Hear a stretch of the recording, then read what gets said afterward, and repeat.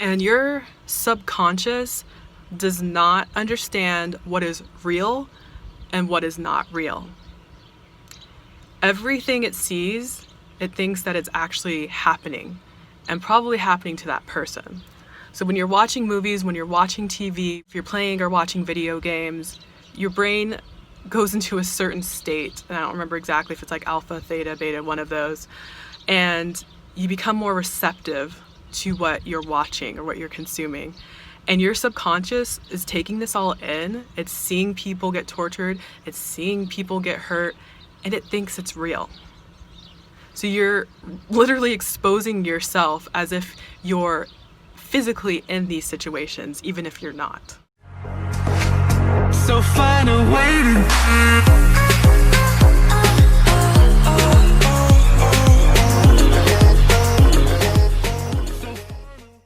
Hello fellow beings of light, my name is Monica, and today's video is titled, Are You a Conscious Consumer? So I know when people hear the term conscious consumer, they usually think about, am I buying something that's local? Is it sustainable? Is it made out of recycled materials? Is it cruelty-free? That sort of thing. And I can definitely talk a lot about my opinions on those things as well, but for the intent of this video, we're not going to be talking about that. And I started thinking about this ever since I went to go see the most recent Star Wars movie, which I believe was called something like The Rise of Skywalker. And I went to go see it in 3D, and I went to go see it in IMAX.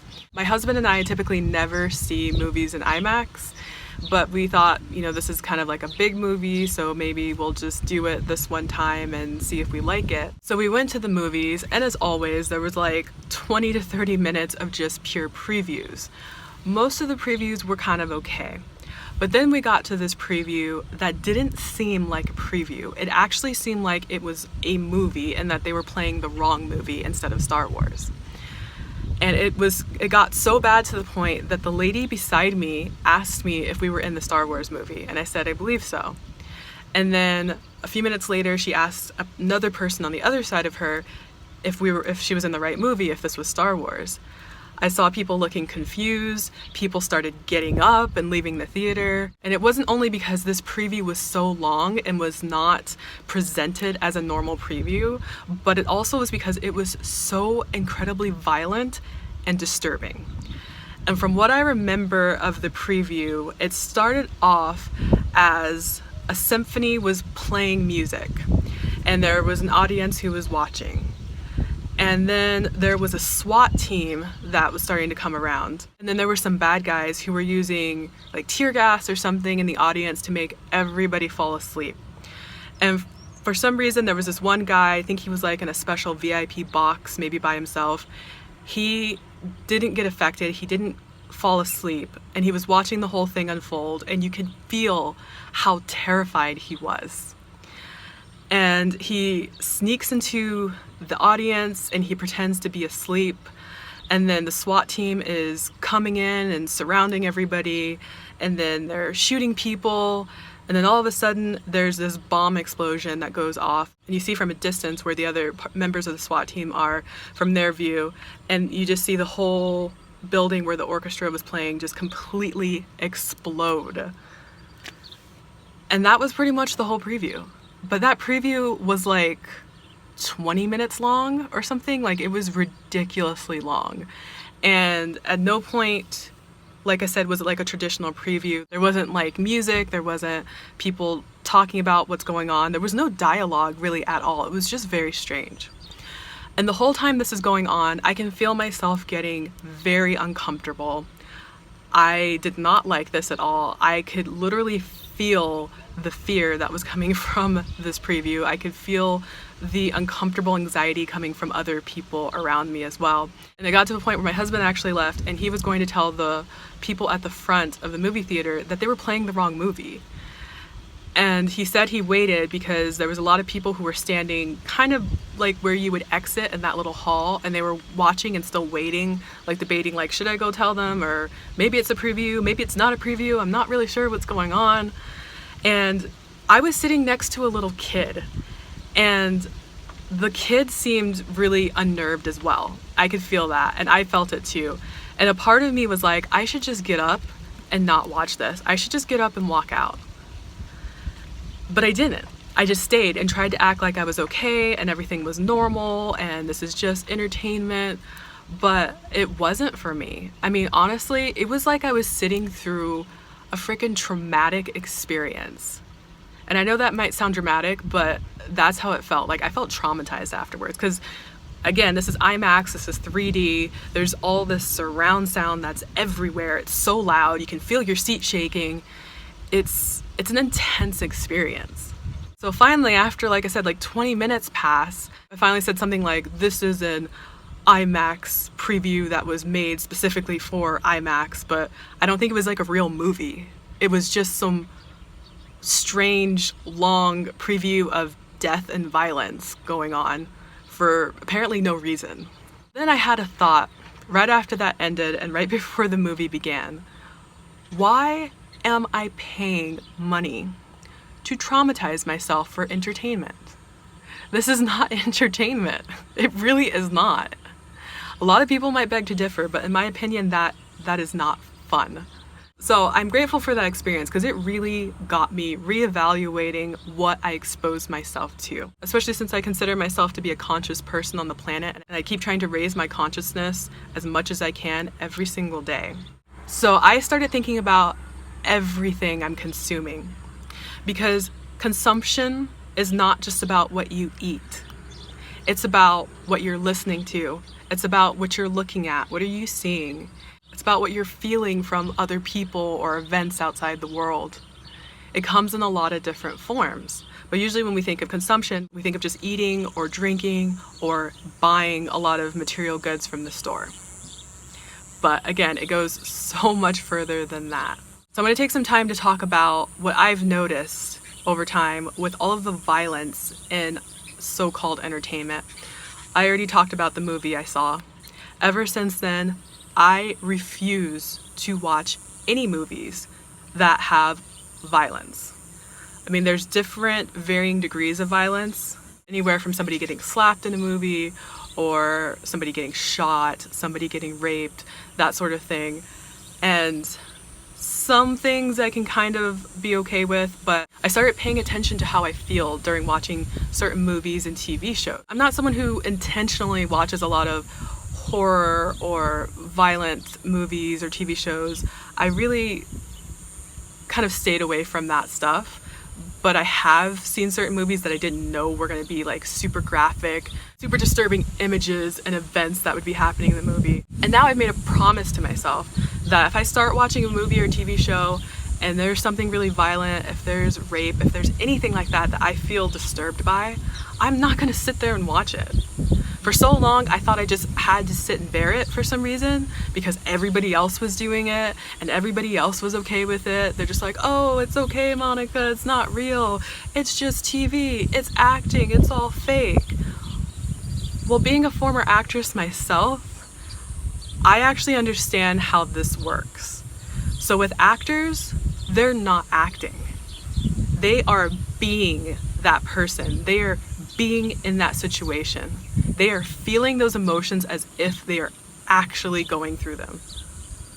It's all mentally in their head, and they go through those emotions even if physically they're not being tortured or they're not being killed or they're not being raped. That's what I learned in a very professional acting class I took for years. People don't act, they be. So they start thinking the thoughts of what they believe that character would think. They start feeling those emotions and they start acting it out. But again, they're not acting. So when you're seeing someone afraid on television, they're actually afraid. And because I'm an empath, I can sense that and I can feel that. That's what they say makes a good actor. You have to believe them in their role. So in order for you to believe, they have to believe that they're actually this person doing these things. And that also brought me to the thought of that in the hierarchy of needs, one of our most basic needs is safety. So many people want to live in a really nice neighborhood that's quiet, that's safe, that doesn't have crime, and they They want to protect themselves and they have security in their houses. Let's say that they are in a safe home.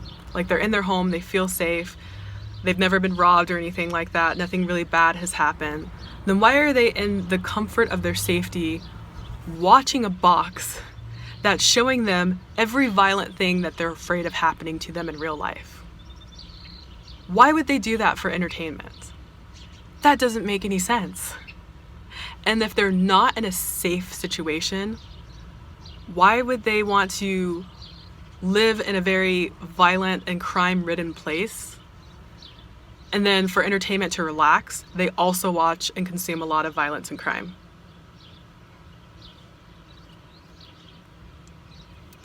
And then I started thinking to myself, would I really want to be in a room with someone who is cutting off someone's fingers or toes? Would I want to be in a room with someone who's creating drugs and who's super violent, like in shows like Breaking Bad or Walking Dead? Would I really want to physically, in real life, be in those situations with those people? Because if not, why am I watching it? Why am I watching it for fun? Another big source of entertainment, of course, is music. And I was born in 1990. And growing up, some of the biggest artists were like Lil Wayne and Eminem, for example.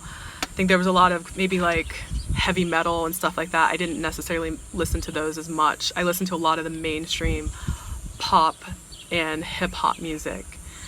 And everyone was into Eminem that I knew. So I felt like in order to fit in, I had to be into him too. And back then, I really just liked the beats of the song, like the rhythm. And I think that's because my psychic ability is clairaudience. I really listen to a lot of sounds and music and things like that. But then after a while, I finally started listening to the lyrics. And I agreed with everybody else who was older than me who kept saying that these lyrics are offensive and they're very degrading to women. I used to think, oh, you're just old, you don't understand. No, I totally agree with that now, because one day I started paying attention and listening to the lyrics and they were terrible. And I decided to stop listening to music like that. But I remember so many people defending Eminem all the time. They were like, oh, it's okay, Monica. He doesn't really want to kill his ex-wife. He doesn't really want to kill his mom. He's just joking. He's just being funny. And I'm just like, what is funny about joking about wanting to kill someone? And not only that, but I can listen to certain music and I can feel how low of a vibration the artist was in when they were singing that song, when they were recording it in the studio. I can just feel those low vibrational, just fear and sadness that they had when they wrote the lyrics or when they started recording the song, to the point that it affects me again on a emotional, spiritual, mental level that I just refuse to listen to it anymore. The fourth example of violence and entertainment is animals. When I became vegan, I started seeing how violent people are to animals and how we support that, such as not only eating them, but also for things like circuses and zoos, where we imprison them and make them do tricks all day long. And like in zoos, I think I've read that they push the animals to the front when they would normally be in the back so that they can be displayed. And just so that business can make money off of their pain and suffering as they're enslaved. That is not entertainment. I stopped supporting places like that. And then we also have animal testing. Maybe that's not an example of entertainment, but the fact that we experiment on animals all the time, especially for things such as makeup and beauty products. If something that we put on our skin has to be tested on an animal first, then I say that we should not be putting that on our skin, period. The fifth example of violence and entertainment would be porn. I used to have a friend, a very close friend, who went into the adult film industry. She would tell me stories about very violent things that would happen in the industry and how the videos have gotten so much more violent against women than they were before. And people are watching and consuming that violence, even if they don't realize it, because you're sharing that energy in a sense with someone who might be going through a really dark time. So that is something to think about anytime you want to watch videos like that. Other violent things in entertainment would be like sports such as wrestling and boxing. I never understood why that was a thing. I think it is so gruesome to watch people beat the crap out of each other and bleed and break bones and bruise. I don't understand how that's entertainment. And that is another way of consuming violence. Even in football, I didn't realize until after I had this epiphany that football is so incredibly violent as well. The way that people are almost seeming like they're trying to hurt other people in the game just to grab a ball. I don't understand that. I don't watch sports in general, but if I were to, I would not watch any violent sports. I guess I would watch something like maybe tennis or golf or something where people aren't like hitting each other and all kinds of crazy things like that. Seventh example of violence is the news. The news, oh my goodness. If you've watched any of my other recent videos, you know how I feel about the news and mainstream media. It is so fear-based. I can't believe a lot of the graphic video images that they show on the news to basically traumatize people and keep them into a low vibration. It's insane. I really don't know how they can show those things, and it definitely affects me. Even if I'm just passing by someone who has the TV on and it shows images like that, it impacts me in such a negative way, which again is why I never watch the news, read the news, or listen to the news. It's too fearful and it's too violent and it's not helping me raise my vibration. Another big one is video games. I don't really play video games. I kind of did when I was little for a while. I tried it out, but I didn't get into it. But of course, things like Grand Theft Auto and so many other games are just full of violence. And your subconscious does not understand what is real and what is not real. Everything it sees, it thinks that it's actually happening and probably happening to that person. So when you're watching movies, when you're watching TV, if you're playing or watching video games, your brain goes into a certain state, and I don't remember exactly if it's like alpha, theta, beta, one of those, and you become more receptive to what you're watching or what you're consuming. And your subconscious is taking this all in. It's seeing people get tortured, it's seeing people get hurt, and it thinks it's real. So you're literally exposing yourself as if you're physically in these situations, even if you're not. Social media is another one. I don't have a lot of social media. I just do my YouTube videos, and I also have Instagram, and I'm very particular about who I follow on Instagram. If they're posting a lot of violent images or anything that's super negative, I don't follow them because that would be something I'm consuming through their feeds. The last one I can think of is like books and comic books. I don't read a lot. I don't read comic books, but I know they're pretty much like at least 50% violent. And just like the superhero movies and everything that's going on, it's just about killing people in order to save other people. And I don't really subscribe to that anymore. The books I read, I mostly read very spiritual, esoteric books that help lift me up, raise my vibration, help put me in a really good mood. And outside of entertainment, I want you to think about what kind of people are you hanging around? Your friends, your family, your coworkers, your partner. Are these people who are also lifting you up? Are they the type of people who talk about other people behind their back and make fun of them? Or are they the type of people who try to help people? And if they're not trying to help people, at least are they trying not to hurt them? And they say that you become the most like the 5 people that you're around the most. So definitely be very conscious in choosing the people that you share your energy, your time, your attention with. So that is my video for today.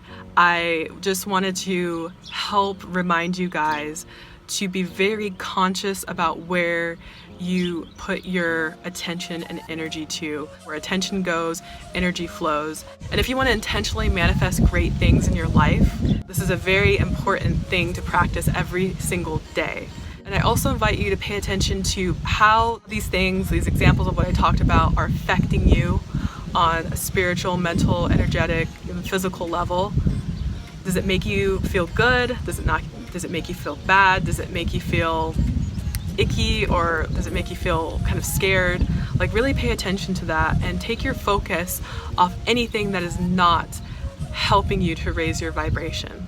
One thing that I really like to do is I ask myself when I'm watching a movie or TV show, would I hang out with these people in real life? Same with music I'm listening to. Would I want to hang around this person, you know, according to what they're talking about in their lyrics? And if the answer is no, then I'm not going to watch it, I'm not going to listen to it, I'm not going to consume it. So I just want you guys to make sure to always check in with yourself. If something doesn't feel right, then walk away from it. Until next time, I will see you in my next video. Bye guys.